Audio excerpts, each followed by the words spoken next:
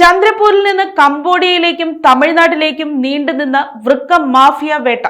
ചന്ദ്രപൂർ സ്വദേശിയായ ഒരു കർഷകന്റെ മൊബൈൽ ഫോണിൽ അവശേഷിച്ച വൈറൽ വീഡിയോ ദൃശ്യമാണ് മഹാരാഷ്ട്ര പോലീസിനെ അന്താരാഷ്ട്ര വൃക്ക തട്ടിപ്പ് സംഘത്തിന്റെ വേരറുക്കാൻ വഴി തുറന്നത്.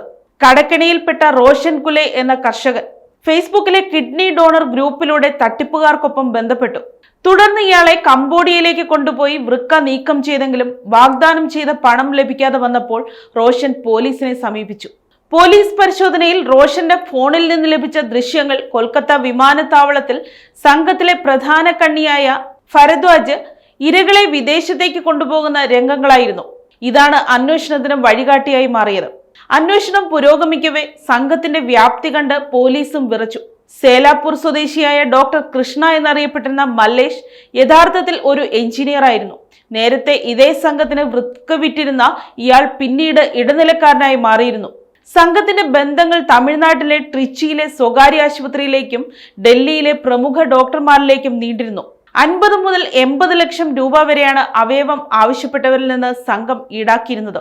എന്നാൽ വൃക്ക നൽകിയ പാവപ്പെട്ടവർക്ക് ലഭിച്ചിരുന്നത് വെറും 5 മുതൽ 8 ലക്ഷം രൂപ മാത്രം.